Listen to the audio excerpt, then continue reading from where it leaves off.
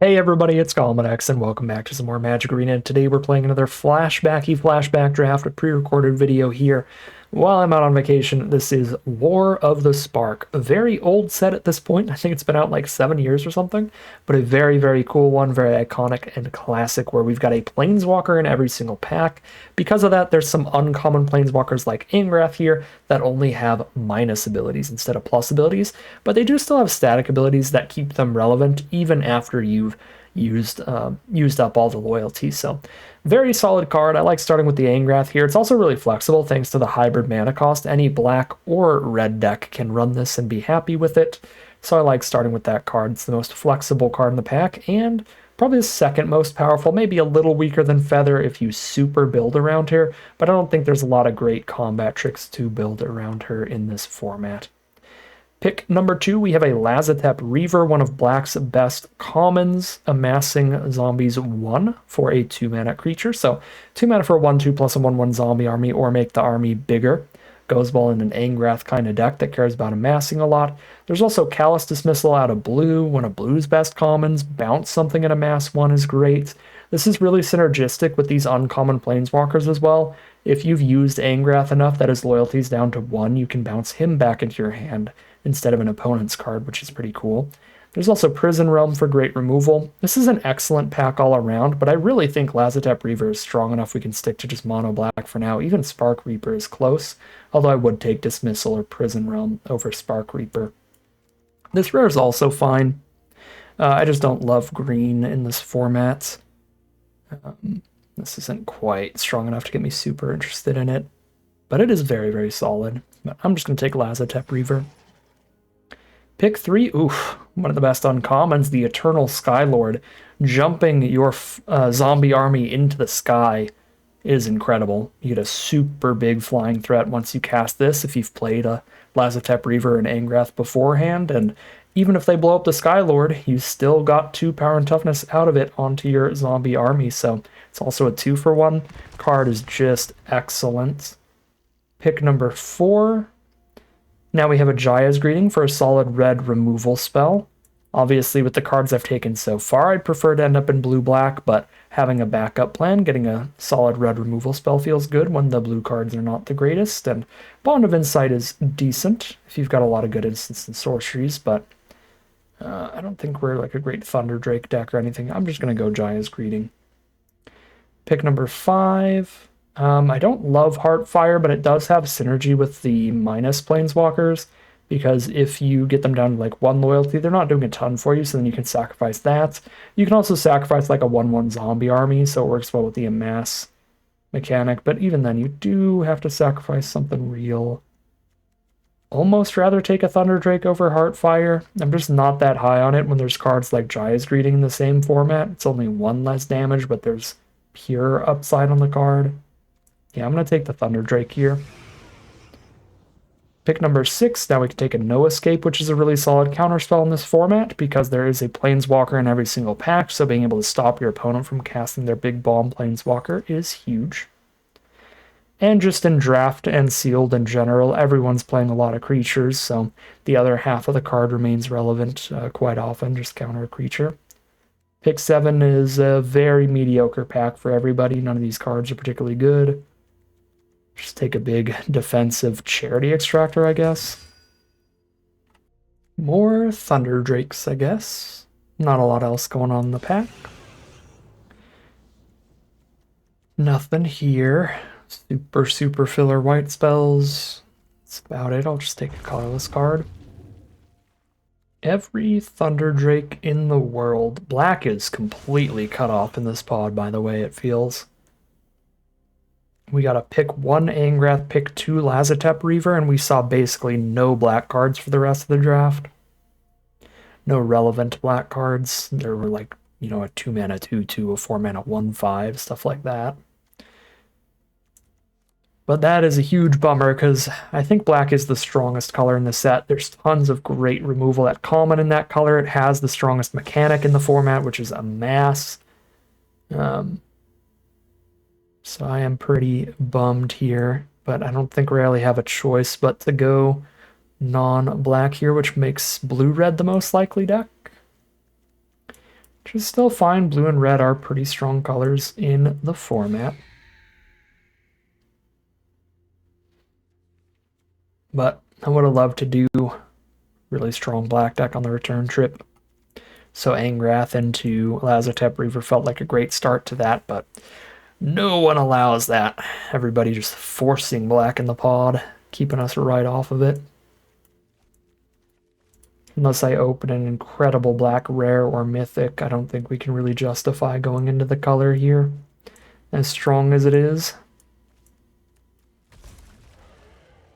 Okay, we did open up a great red Planeswalker. We can grab a Tibalt here and head back into blue-red this draft.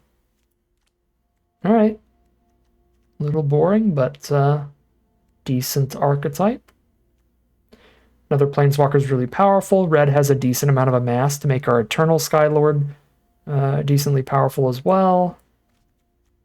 Yeah, I like the Tibalt towards that better than I like pivoting onto green for one pretty strong rare and then just putting in a bunch of filler green stuff. I'd rather get into a color pair that works better with our Skylord, gives us better removal, stuff like that. Let's grab Tibalt here. Welcome to my symphony of Okay. Honor the God Pharaoh is a solid amass card here. Discard a card, draw 2, get your 1/1 zombie. Take that. And it plays like a creature on curve because it has the amass mechanic. Pick 3. Pyrohelix, Tamio's Epiphany, Scry 4, draw 2 is also really good. Lazotep Reaver is great, but don't expect to see too much more black. Only one black card deep outside of Angrath. I'm going to take the Epiphany. Scry 4, draw 2 is huge. Huge in this set.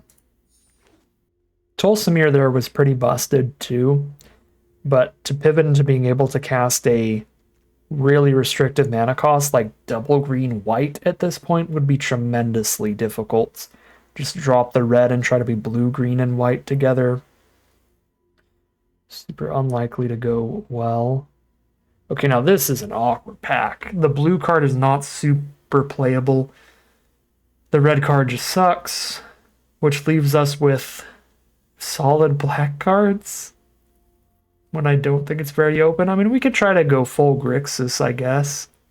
Vraska's Finisher plays really well when you attack in with your little 1/1 zombie army. Then you can finish off a creature Planeswalker with it afterward. Spark Reaper plays well in a grindy game. You have like a 1 loyalty Tibalt sitting there. You have a 1/1 army. Got a 1/1 Devil. I like all that stuff. I think if we're going for a 3-color deck, we're going to be playing a lot more grindy, where the Spark Reaper plays better. Pick 5, Augur Bolas is a great value play if we run enough instants and sorceries to draw a card off of that a decent amount of the time. There's also another Chandra's Pyrohelix for solid red removal, but I'm going to go for the Augur here, get some more cheap plays. What I don't love is one of our best black spells here is an early game play. You don't want to splash in a color where you've got a bunch of like 2-mana cards of that color.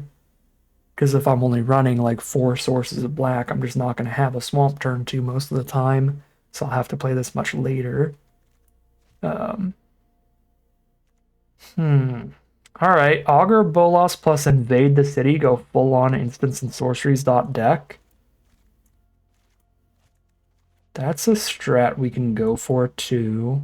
Alright, Invade the City. I was talking about having these being early plays, being the kind of cards we want to have the mana for early. I was going to say that would lean us towards maybe blue-black splash the red for later. But Invade the City does kind of change that. Sorin's Thirst is going to be near impossible for 3-color, even if I do play black, so I think I take the Heartfire here. The Manticore is good, but now that I have Invade the City, I want an insanely high instant sorcery count. So like a Jaya's Greeting here for sure. Jace's Triumph also decent. But yeah, I guess Invade the City, because it's such a late game play, we could still be blue-black splash the red for later. Right, our earliest red play is Tibalt and Honor the God Pharaoh. I don't think either of those need to be played on curve. I still think, a just super instant sorcery heavy deck is more likely to be blue-red at the core rather than splashing in the red, but we'll see how the draft goes from here. Yeah, and as expected, based on the first pack, the black has completely dried up, so that's just yet another reason that blue-red becomes more likely as the core two colors. If we get a second copy of Invade the City, this is going to be a fun one.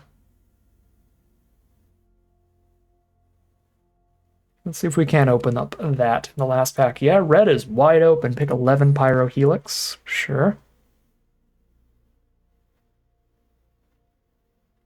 If we run into a bunch of the 1/4 that makes your army and makes it hexproof, we're going to have problems, but that card is just a problem for everybody in general already.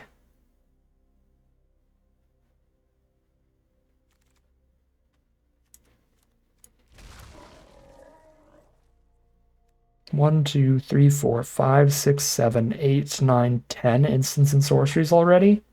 Oh yeah. Augur Bolas is going to be pretty good. Invade the City is going to be pretty good. This is going to be a deck. We cannot get double white. That is not going to happen. Board wipes are good, but double white is not a thing. I think at this point we're not hitting double black either for Ob Nixilis. So I want to take Tamiyo's Epiphany. Scryford Draw 2 does a lot of digging when you need to find something specific, like if we need to find removal because we're getting beaten down, or we're trying to just find our specific Invade the City win conditions. So I like the Epiphany here. Certainly over Bolt Bend in a deck that does not have a lot of creatures in it. Or over a Manticore in a deck that wants a super high instant sorcery count. Pack 3, pick 2.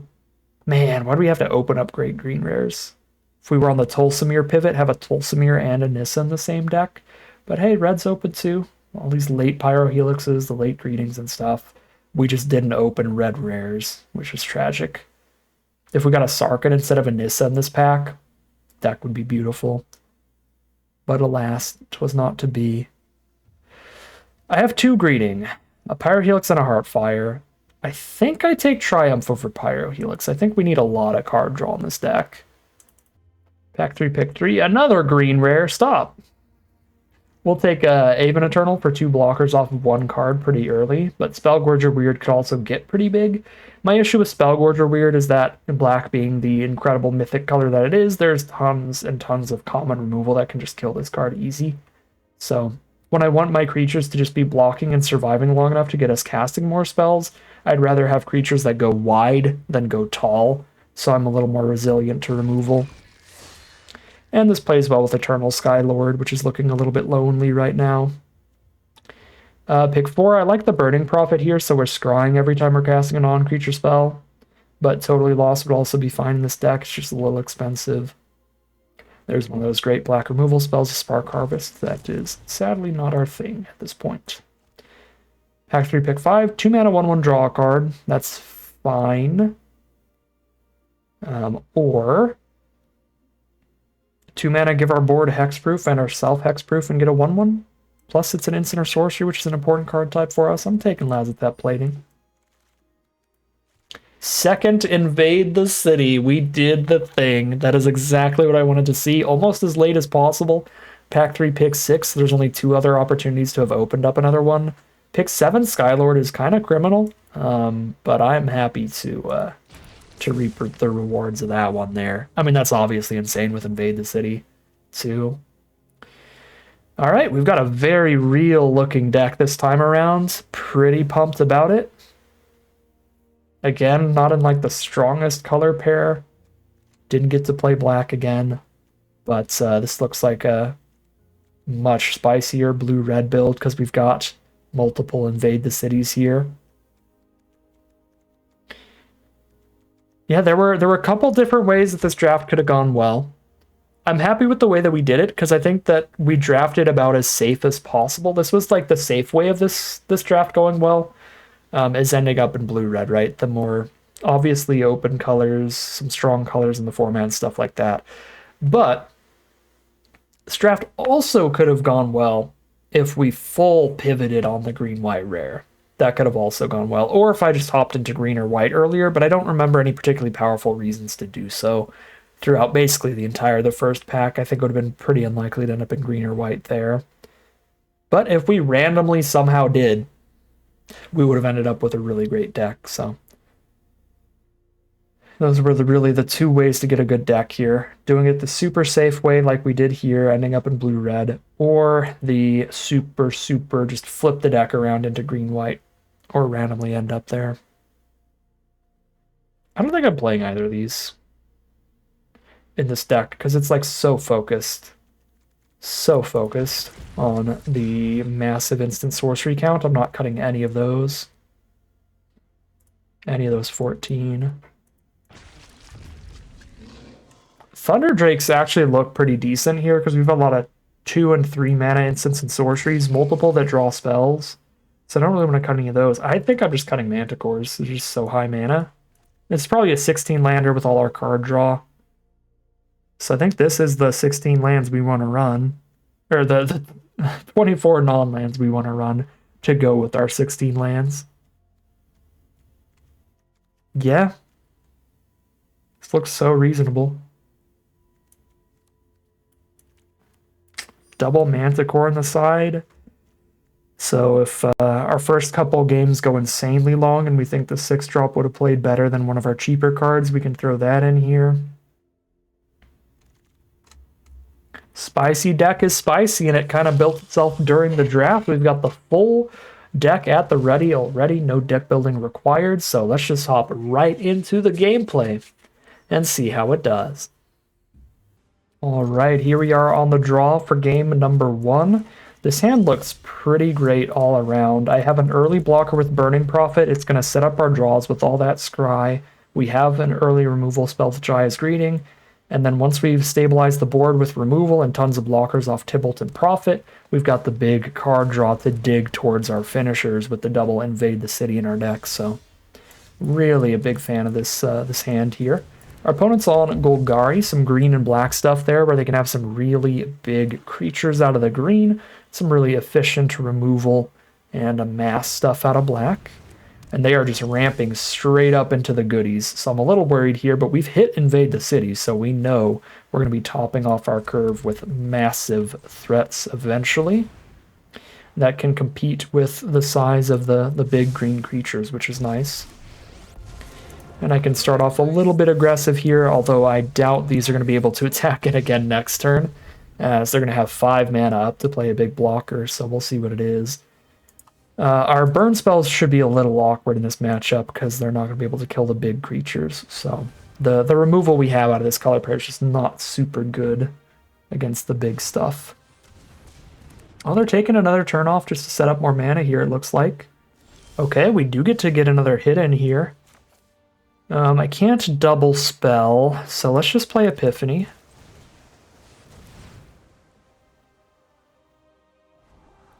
I'll keep an Honor the God Pharaoh. And I'll keep lands as well. I'm pretty happy to draw into those. Make sure I hit every land drop per turn. I probably ditch one of these lands. One of these lands, though. Go even on our colors. Draw 2, and then draw the other land next turn.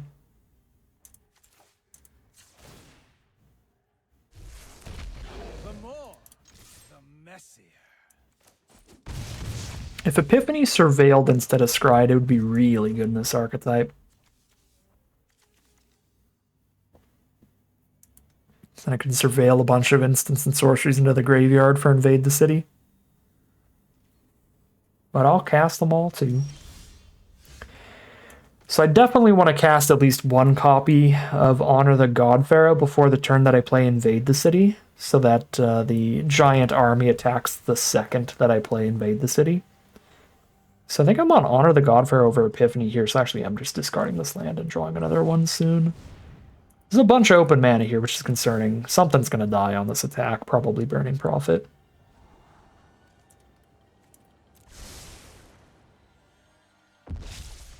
Should get rid of that land. Might have been a little greedy, but get another scry from Greeting. I've got more card draw before I'm doing anything. Yeah, that's going to be a 6/6 at instant speed. Alright, incredible rares, incredible. If they block Prophet, we still kill it. That would actually be awesome.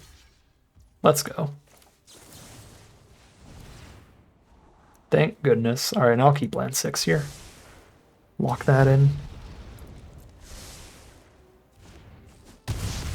They're down to 13. Yeah, I was not expecting Commence the Endgame in the slightest, considering they have no blue sources on the board. That was Commence the Endgame off of New Horizons, New Horizons. It's pretty unexpected. There's a Storev. Sadly, we did have to tap out of our counterspell to do that. So Storev is scary. I could honor the God Pharaoh or invade the city and still have no escape up. Or I could cast only Angrath or only Epiphany. I don't get to attack into Storev unless I play Angrath here. But then they have no blocks, which is pretty big. But then I don't have no escape up, which is pretty big against all this mana. What does Storev do if it hits me? Trigger a creature planeswalker in your graveyard that wasn't put there this turn. Okay, there's none in their grave, so it doesn't do anything if it hits me right now.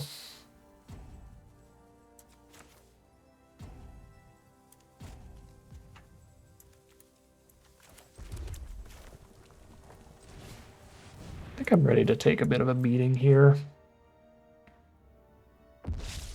From Storev at least. Well, there's the Heartfire for Storev.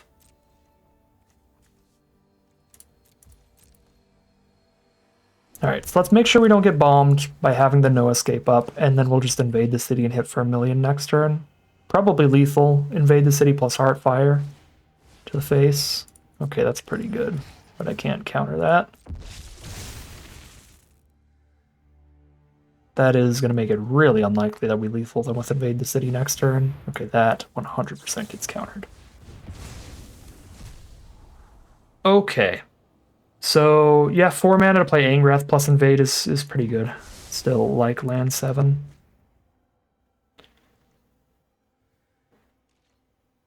Okay. So I go Menace on everybody, and then invade the city means I have an 8/8 Menace. They could have 5, 6, 7 power, which is not enough to kill it. It's actually even bigger than that, because I also... Yeah, it's going to be a 10/10 Menace.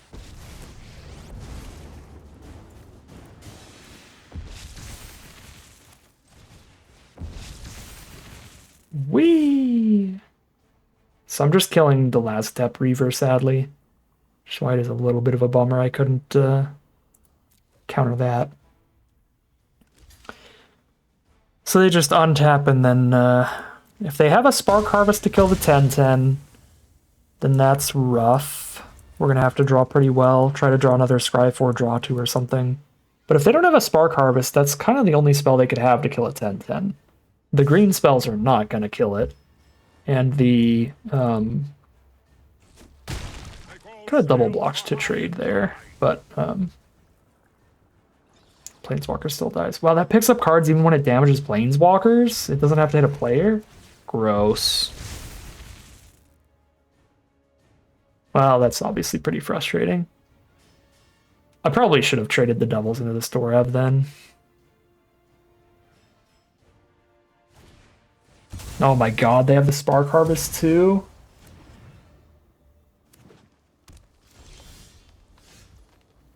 Incredible turn for our opponent. They're down to only 2 cards in hand though, so if this Heartfire resolves, we still have a plan off of the Thunder Drake. Does not look like it's resolving. They're looking over their hand here. Nope. Some random combat trick will save it. We pass to have the blocks up for it. Oh, stop. Don't have another trick here. Okay, they don't. They're just clearing the board. 2 cards in their hand versus our 1 Thunder Drake. You can't make it up.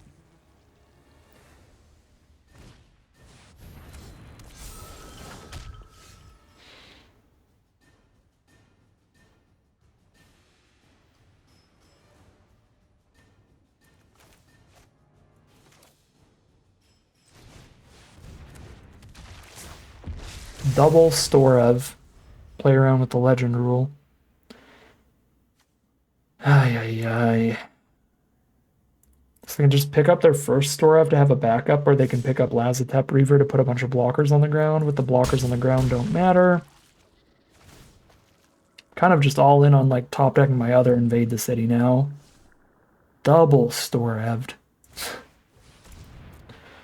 And commence the end game. Their deck is balmy as all get up.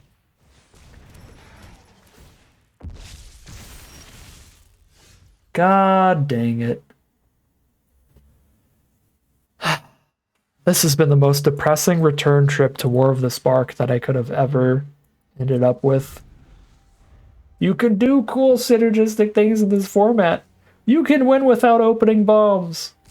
But I cannot win without opening bombs. Rareless deck takes an L on this one. I'm just going to move on to game number 2.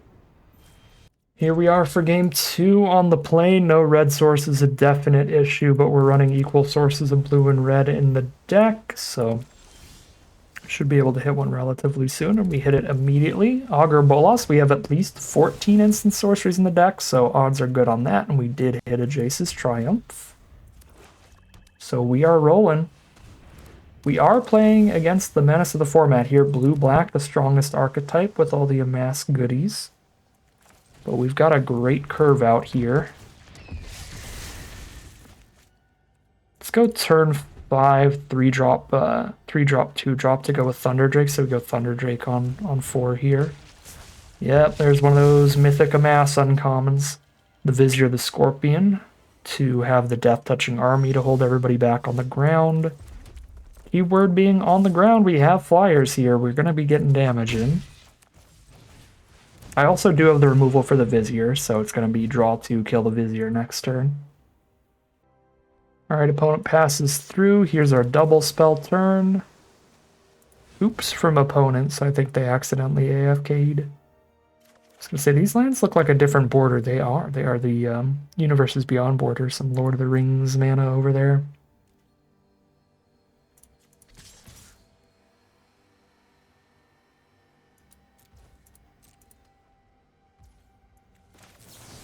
Say hello to the Vizier to hit for 5 this turn.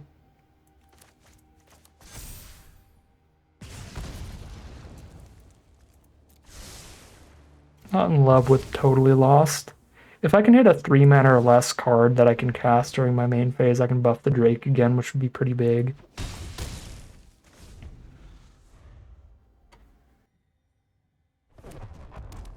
There's a Blast Zone.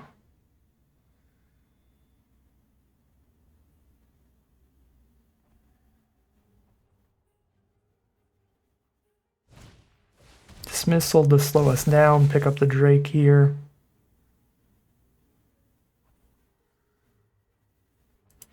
So Blast Zone, they have to spend 1,000,000 mana, but they can start putting counters on it towards blowing up all our 3-drops or 4-drops or something to clear out some flyers. Pyrohelix was a decent draw.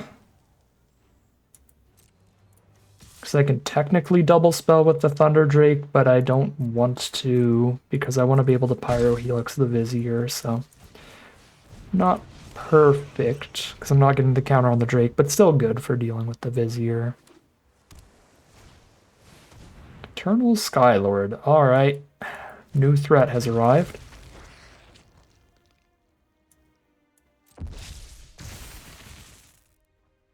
And this is 2 damage instead of 3, so I can't deal with the Skylord to get my flying damage in. Rough. Okay, I can Epiphany plus Tibbles get 1 counter here, and then if I double spell again next turn, then we made it. Those are draws right there.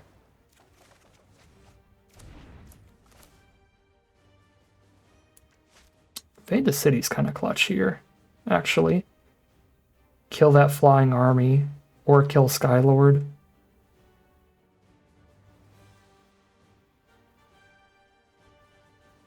Actually does seem better. And then they just play their 1/1 Death Touching army, and I can just Pyrohelix that instead. Ooh, they take it. So they're down to 7. Play the Vizier.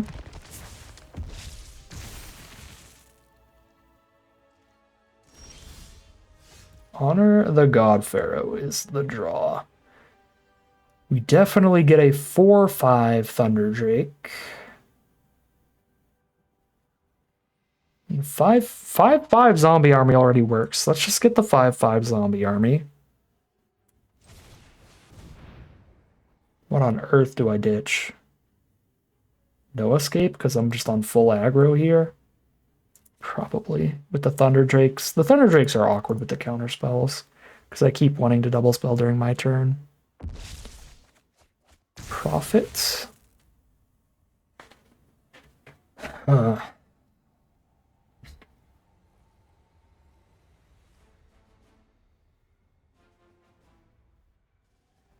Hold up the Pyro Helix. Likely just play another Thunder Drake.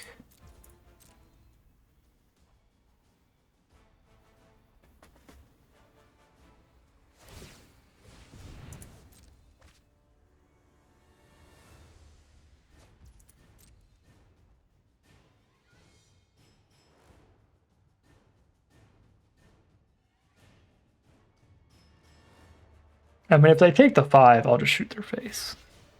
Okay, so we're getting rid of Death Touch here. That makes sense. The army's a 5/5 already anyway. Here's another flyer now.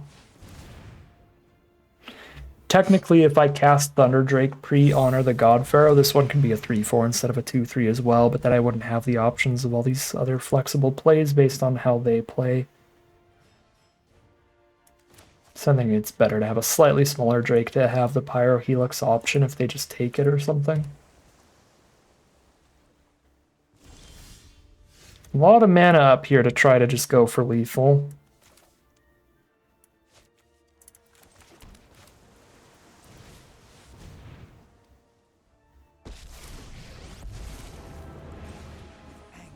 But I am attacking with multiple 5-power creatures.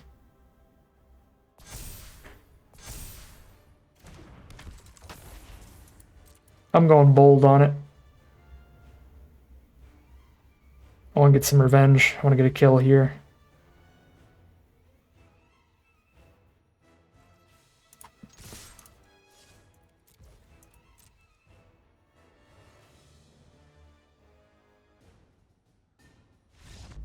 They scooped them up. That is 1-1 heading into game 3. Alright, here we are on the play for game 3. Pray to top deck 1 land and then Honor the God Pharaoh into the curve out. Feels like the line. Honor the God Pharaoh, ditch the 5-drop. And pretty much lock in that we've got more spells to cast from there. I just need to hit a land in our first 2 draws. If we don't, I still have Pyro Helix to buy a little bit of time, but not a ton. Ooh. One more draw step to hit the land. Invade the City's a really strong one to end the game with, but obviously doesn't help us in the here and now. Reaver's not a good Pyro Helix target, because I only kill a 1/2 or a 1/1, which is awkward. Alright, we failed our first couple coin flips here. Can I get tails 3 times in a row? Aw, I hate that card. It's so annoying. I love it when I cast it. I love when I am the black deck, but as you saw in this draft pod, it feels like every draft pod just doesn't allow me to.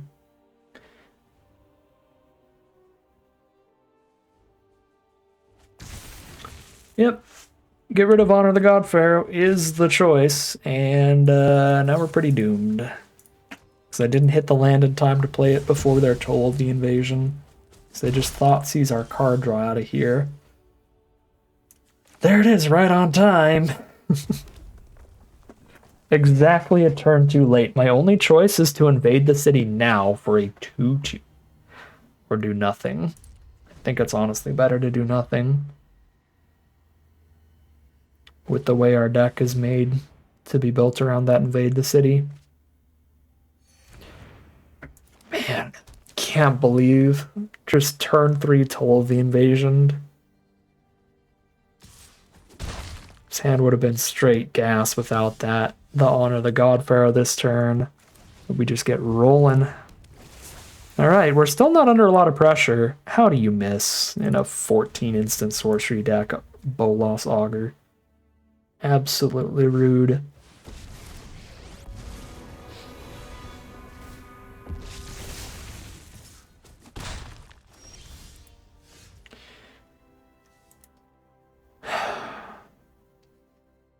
We're not hitting lands or draw spells. Now we're just getting Aingrasp. I can trade Augur and Heartfire into Aingrasp to get rid of their second to mass and their menace.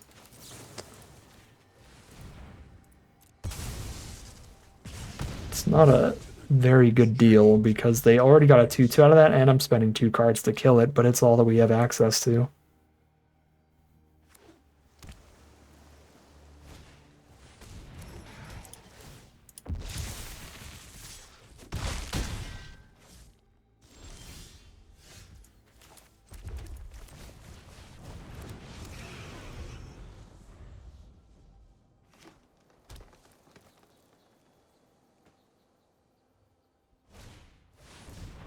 Oh my god, dude.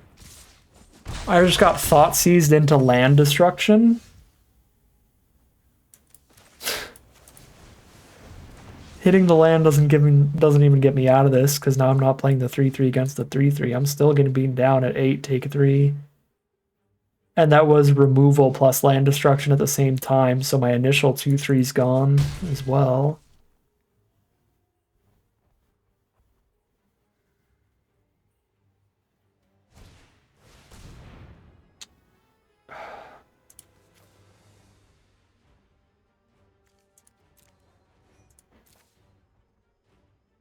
I am milliseconds from being annoyed into a concession. Not that this is anywhere near a winnable game right now, but let's play this one out. I already conceded slightly early in our first loss.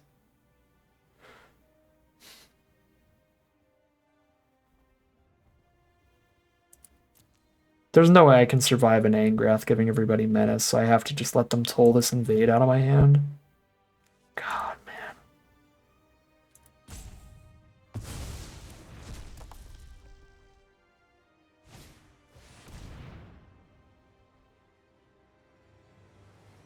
It's just salt in the wound levels of frustrating. The rare graveyard recursion to force us into getting double thought seized. In what world is Totally Lost our best card? I guess because it can kill the zombie army if I hit a land. Yeah, no, that's fair.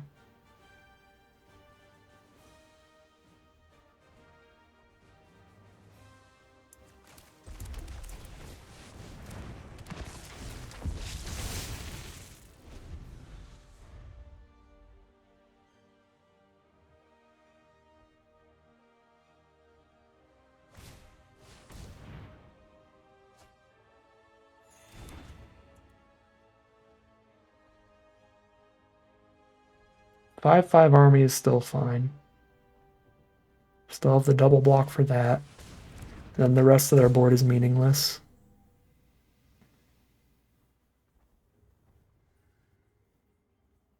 If they amass again, though, that's not okay. Or removal spell. Ay, ay, ay.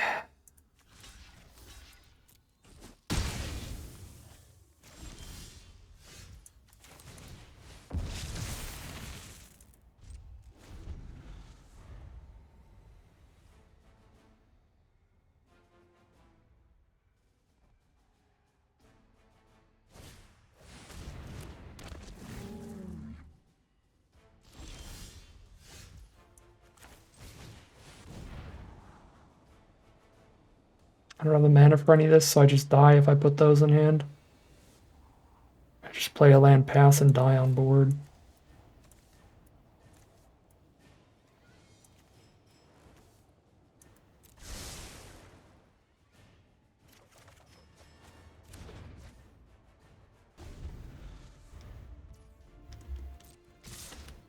I'm so tilted right now. There were so many ways that we were like a card off from actually having a game there. If I just hit land 3 on turn 3, I could have Honor the God Pharaoh before the toll. If they just didn't have toll, I hit land 3 in time to do the Honor the God Pharaoh, to hit my lands on curve. And then they also had land destruction to just punish us even more. That's Magic, baby. 1 and 2 it is. I still think the deck is great. I don't think we could have played these games out much better. It's just how it is. All right, here we are now, 1 and 2 heading into game 4. Time for the rally of the century because I think this deck is infinitely stronger than a 1-3 deck. So, see if we can't get a little better matchups, a little better luck here as we head into the 4th round with everything on the line. Every single game from now has to be a win. So, see if we can't play well, draw well, get pretty lucky here. Let's lead with Burning Prophet towards the scry when we play the Honor the God Pharaoh. Our opponent's on mono blue for now, just a wall. There's an interplanar beacon. Oh my god, man, please. I think, I'm not confident because it's been so long, but I think that is the highest win rate of all of the uncommon planeswalkers because it mills 20 cards by itself, which in limited is basically your whole deck. You just lose if you don't get to get damage into that, so starting with the wall and following up with Ashiok, it's pretty devastating.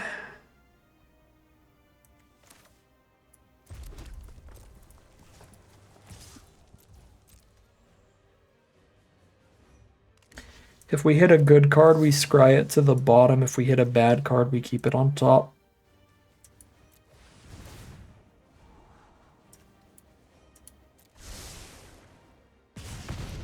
Could have also shot Ashiok for 2 so that Ashiok just mills me for 12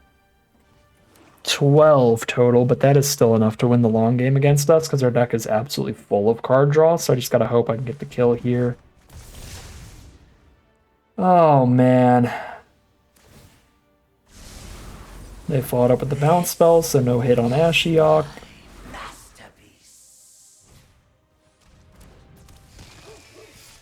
And a 1-mana 1/1.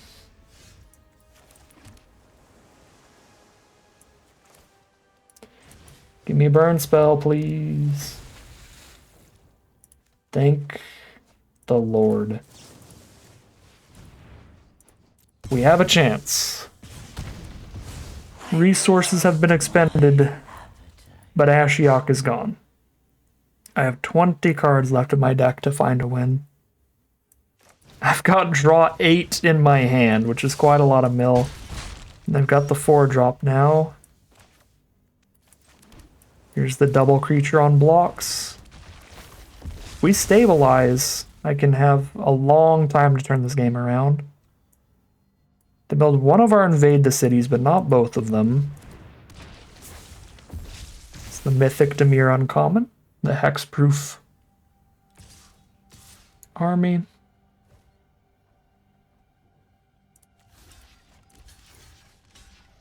Oh, it's got Menace too, that's right.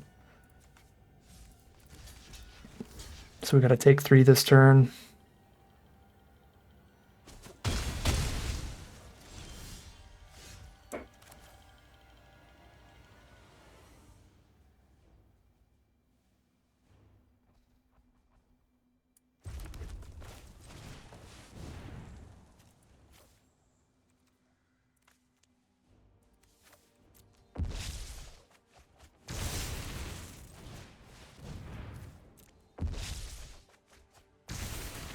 That's what we needed right there. Invade the city. Do not like the land clump we found alongside it. They milled 1 land out of 12 mills, by the way. They milled 11 spells and 1 land. Well, that explains the land clump. Okay, no, 8 spells, 1 land. They didn't mill 12, they milled 8.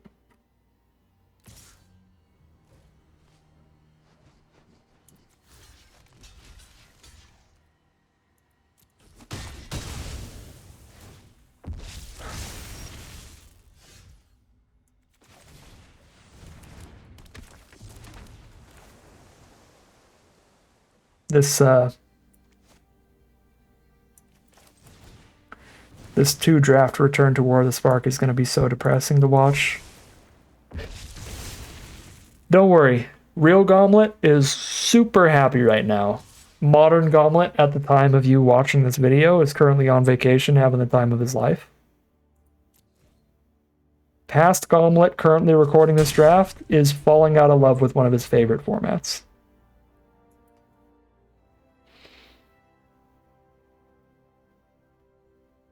These games have just been so rough, these 2 drafts. Yeah, Rescuer Sphinx on the Overseer. Like, I don't think... I mean, this deck I think is genuinely great. Our last deck I think was still okay. It was still average, but it got a 2-3, which was rough. I think this deck is genuinely great, and it's just getting absolutely pummeled here. Although that sequence of draws was really, really good for me. We're getting close to our surveilled cards too. Or not surveilled, our scryed cards too.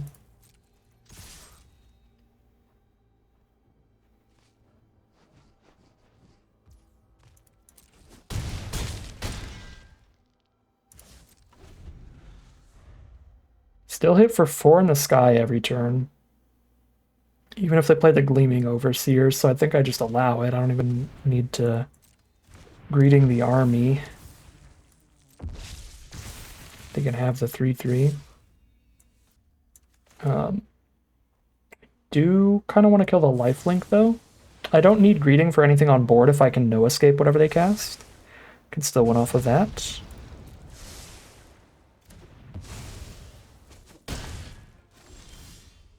Alright, 3-turn clock.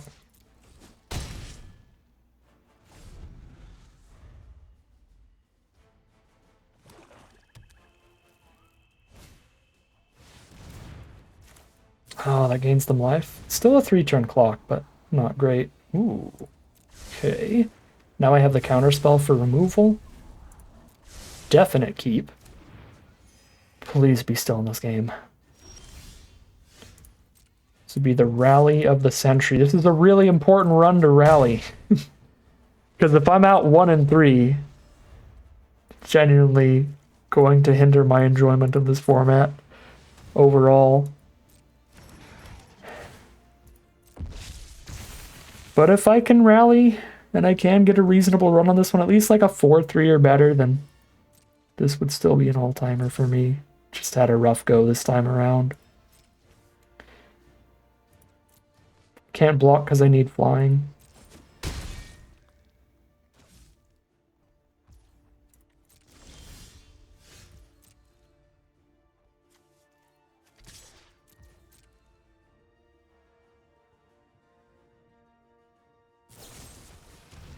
Let's go, Lazotep plating. Let's go, Lazotep plating. Oh.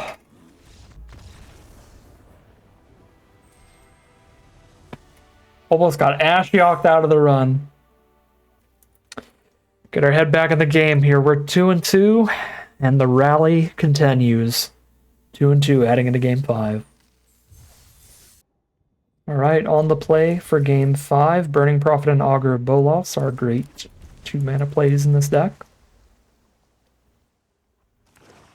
Playing against another black deck, because that's an incredible color in the format. So we're going to see a ton of black. Blue-black again. Strongest archetype has arrived. It says, hello, what's up, how you doing? Tybalt Scry, get the attack in. Honor the Godfarer is a good draw. Play Thunder Drake next turn into Honor the Godfarer plus a 2-drop. I can fix that. Got the curve out here on the play. My assistants are painfully sloppy.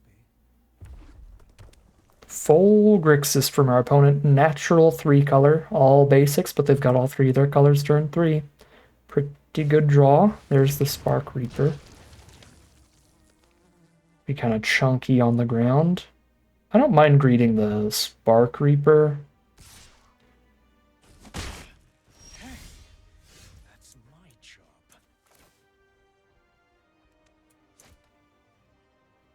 Because it has a really good ability in the Amass decks that can make those armies over and over, and blue, black, and red are the 3 very Amassy colors, so I think I am going to greeting the Reaper, but first I'll Augur Bolas and see if I hit like my other greeting.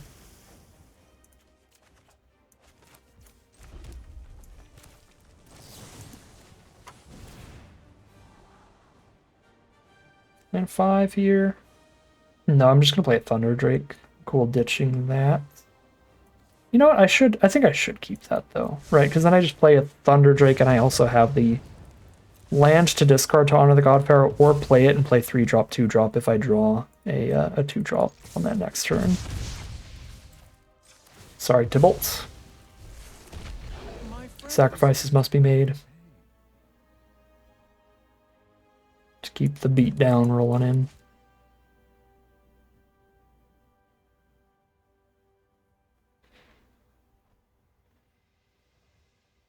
I guess what I could do is I could play the land and the Thunder Drake, and then no matter what I draw next turn, if I Honor the God Pharaoh into another land, then I play Honor the God Pharaoh plus Invade the City. And when I say next turn there, I mean the turn after I play the Drake. So turn 5 Drake, turn 6 God Pharaoh plus Invade. I know I'm double spelling after the Drake.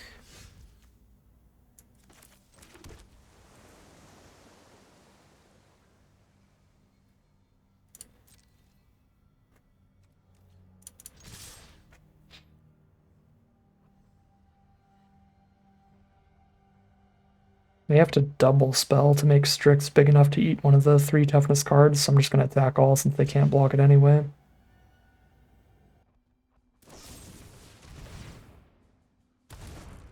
Tyrant Scorn plus.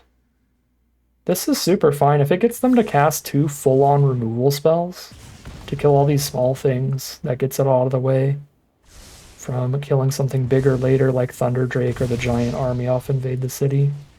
Yeah, this is fine. Lost a chunk of the board, but got rid of premium removal to do it.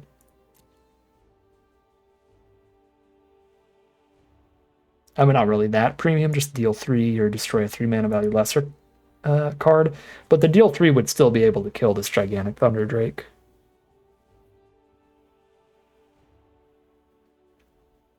And the bounce of the Tyrant Scorn would be able to kill our army no matter how big it is. So against our deck, these are premium removal spells to get out of the way. Dreadhorde Butcher. It's going to keep getting counters on it when it hits us, but if it just dies naturally, it does 1 to anything. Once it gets enough counters, it does even more. 2 damage, 3 damage, so on.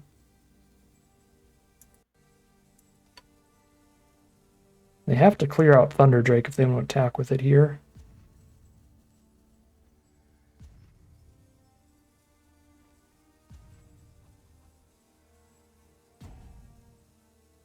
It'll be really bad if they can, though, because the Butcher getting bigger and bigger and bigger be a problem. Okay.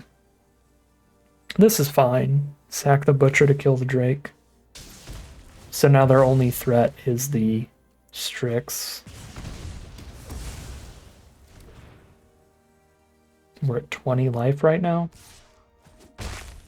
I think Honor the God Pharaoh plus Invade the City can beat their 1 card in hand most likely. Gotta discard a Lazotep plating, that's a little sad. Skylord, hello there. They're at 13 life. I can't really wait for this to get any bigger. We just gotta make this as big as possible towards the Skylord swing next turn.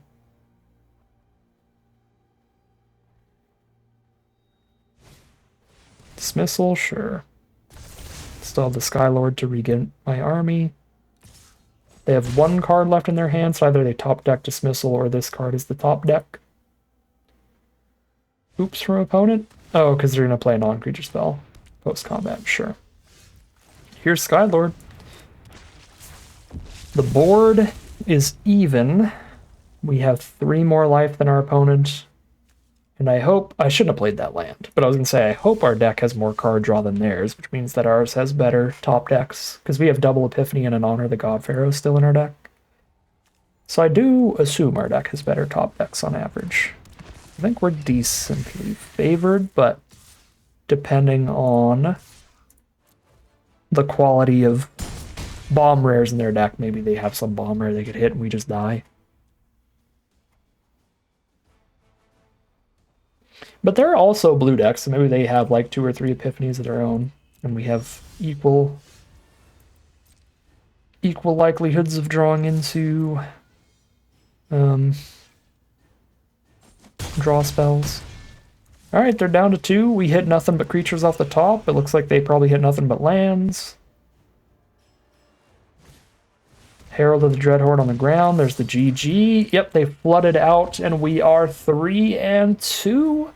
We've taken a 1-2 run, balanced it out to at least average here, but seeing as our first run was 2-3, I believe, I would really like to have this go much farther. Plus, this is a really cool deck I'd like to play a lot more, trying to get Giant Invade the City armies. So try to keep it up here.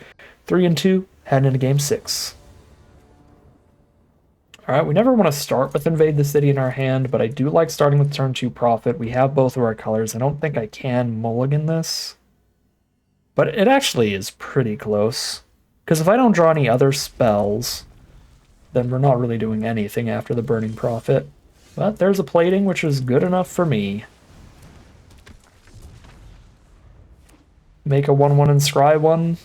Not the craziest deal in the world, but it's something. And now we've got our 4-drop on curve.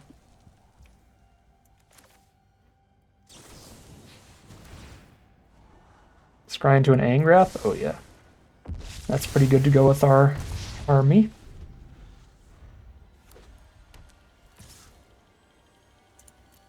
Mono white. Curving out. 2-2 into the 3-2. If they attack with 3 creatures, the 3-2 hits for 1,000,000.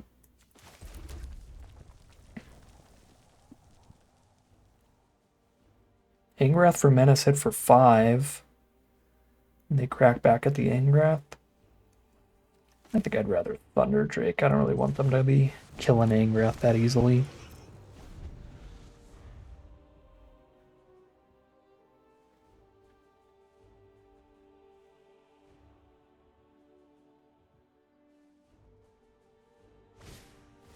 Another makeshift battalion. Honor the God Pharaoh. Honor the God Pharaoh is our only hope of casting 2 spells in 1 turn. I get a scry plus a draw 2 off of it. Any of our 2 drops are castable. We have 1, 2, 3, 4, 5 of them.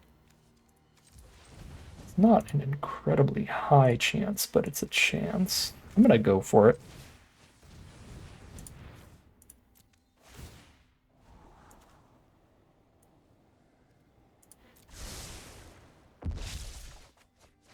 Alright, well. Boop. How bad do I not need to get crackbacked here? How bad do I need to be able to block? I mean, these battalions are 4/3s. Their attack next turn is going to be horrible for me no matter what. Even if I hold up all my blockers, if I block and kill the Martyr, these are 5/4s then? They're 4/3s already, so I have to double block to kill one of them. This is kind of horrible, actually.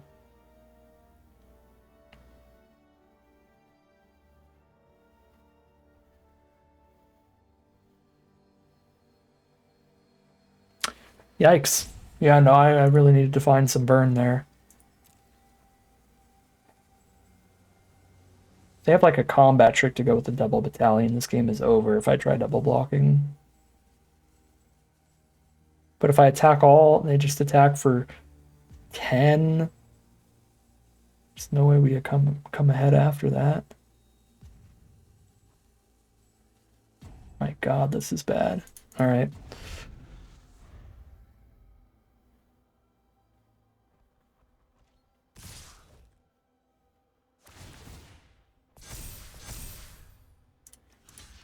They show me a combat trick here, we lose.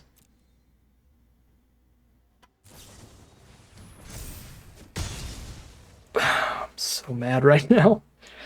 But like we also lose if we attack all and like don't go for blocks because I'm taking 10 going to 8, never stabilizing from there. I have to invade the city just to have a 5/5 blocker up. Die to like 1 removal spell here. When I don't die to it, but I do lose. Okay, Pride Mates. It's the 3 creatures they need for the big attack in the future.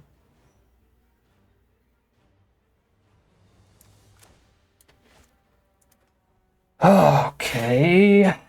I think I have to Skylord, so I actually have 2 blockers up, and then I still can't attack, even though I've got a big flyer. I still have a discard draw 2 in the deck, so I don't play this mountain. I probably still do. Because what if I draw an Epiphany, and then I need to spend 4 on that, and then also play a land I drew off it to play another spell? Because I have 2 Epiphany and a Jace's Triumph for card draw that doesn't involve discarding, that I might need the extra mana to be able to have played this land and an extra land that I draw into in the same turn.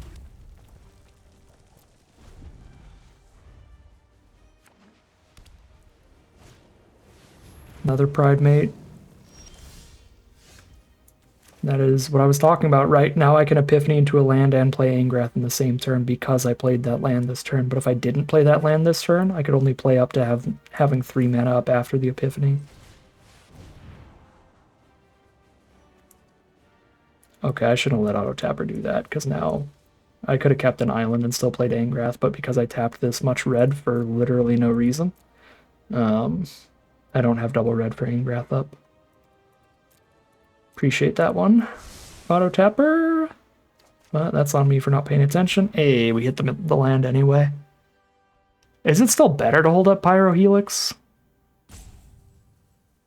Just to kill a Pride Mate? Maybe. Probably not.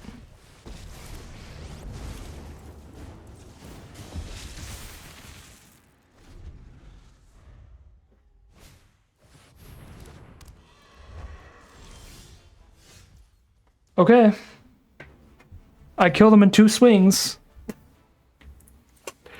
The strat has arrived. Survive 1 swing from our opponent and have them not removal spell the 11/11.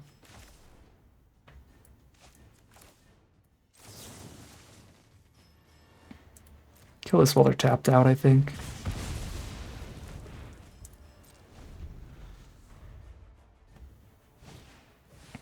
No! And we know they top decked that because there's no world they had that in hand and didn't kill the 9/9. Come on.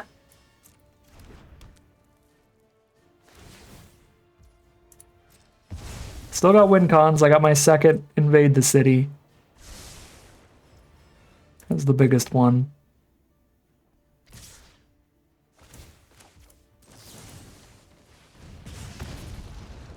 Thunderdrake is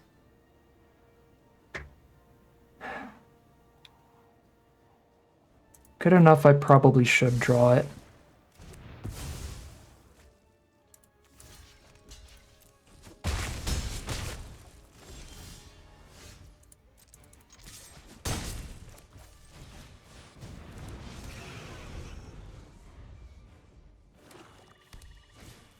Black Source, Davriel. Oh my god.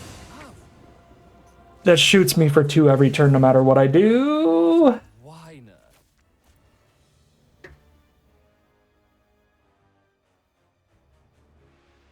Skylord's huge. 2 blockers, 1 spell.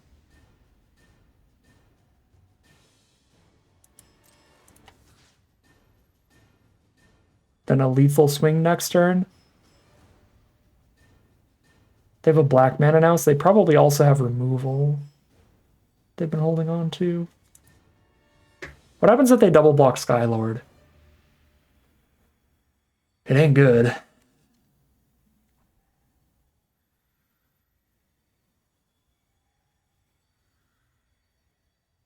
I just kill a martyr and they proliferate on Davriel. That's not really bad either.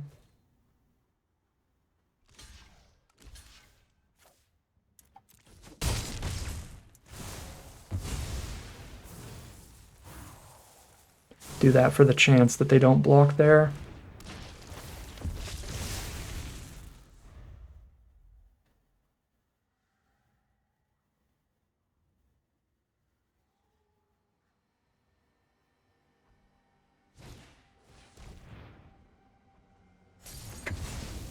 Did have removal for that token, but they are dead on board to the Menace. All I've left you is pain. Please. Oh my god! 4 and 2. I can't handle it. I can't handle it. I can't handle these games. 4 and 2 heading into game 7. Remaining on that razor's edge. That tiny margin where we could die at any moment in any of these games and it'll end the run, so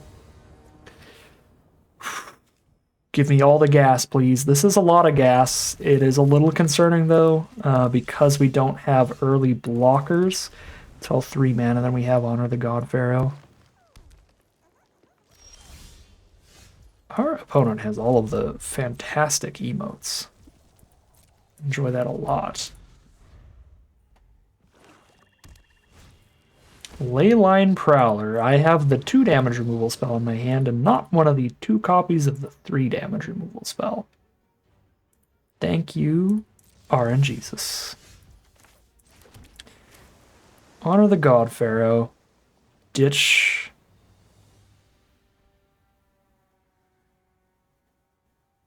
I have to cast this because I need to hit land drops, but everything in the hand is so good.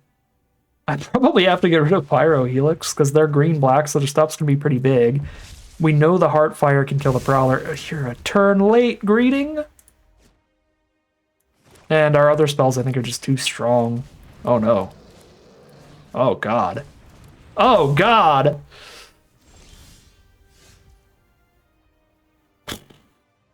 Alright, I'm mana screwed and they have a bomb rare down now. And 2 Death Touch lifelink mana rocks. Okay. So every land they draw in the late game is instead the best creature out of the top X every turn. Just X mana, discard a land, get the best creature out of the top 5, get the best creature out of the top 6, so on. We have no way to blow that up. So I just need to stumble my way into a giant invade the city and then send it into the sky with a Skylord, I guess. That is the land I need. Jaya's Greeting, if you were 1 turn sooner... Oh, I'm not going to chump block. I should have attacked for 1. If my Jaya's Greeting was 1 turn sooner, I could have scryed into that land just in time. They just keep all their mana untapped. Is this instant speed? Oh my god, it's instant speed too? Alright, so they're just going to get a 5 mana or less creature here. Gross. Epiphany. I need to hit my lands towards Giant Invade the City Skylord. No Escape is useless against Vivian's Arcbow because they just put the creatures straight onto the board. I need lands, and I need to put more instants and sorceries in my grave, so I think I keep the land and I keep the Jace's Triumph.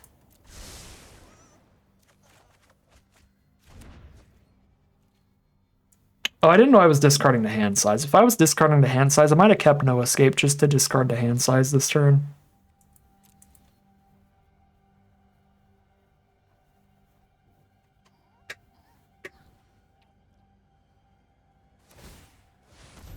Alright, here they go. Best creature out of the top 5. is a 6/5.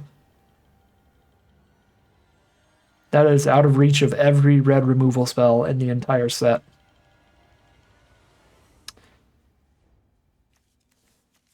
Oh boy.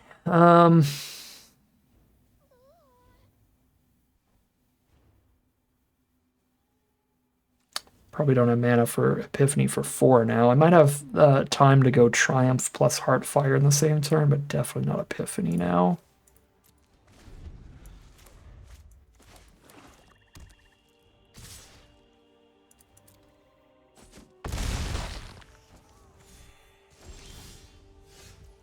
Double invade the city. Okay, that's huge.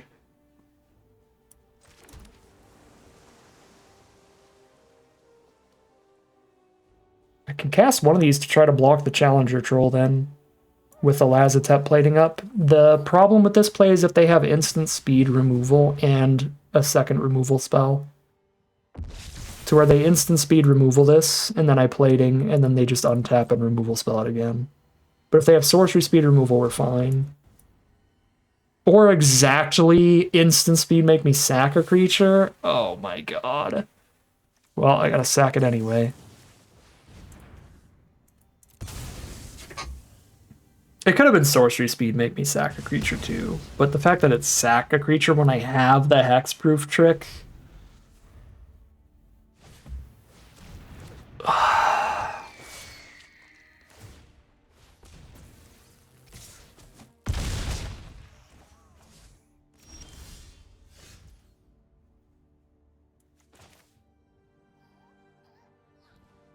I don't have the mana to play the Skylord and have the plating up.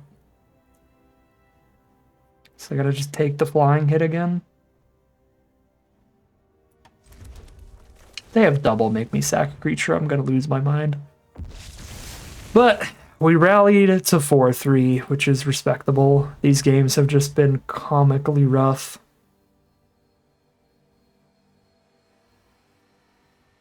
Even the wins. Even the wins have been painful.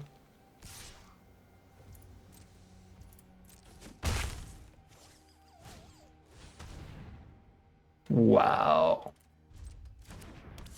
Awesome.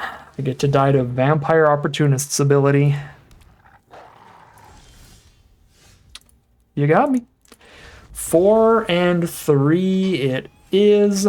Just incredible, incredible draws from our opponent and some relatively, opponents plural, and relatively rough draws for us have given us the 3 losses on this deck. I think this deck was very, very, very strong. I'm incredibly happy with how I drafted in the deck that we ended up with, but yeah, you cannot win them all. We had some rough variants throughout this draft to drag it down to 4-3, almost dragged it down to a 1-3, so I'm happy that we rallied at least that far, but would have liked to see this deck go the distance, so still kind of sad about that. Yeah, not much we can do. I think we played it out. I mean, there's probably a few misplays in there, but I don't think we could have won any of those games that we ended up losing, that's for sure.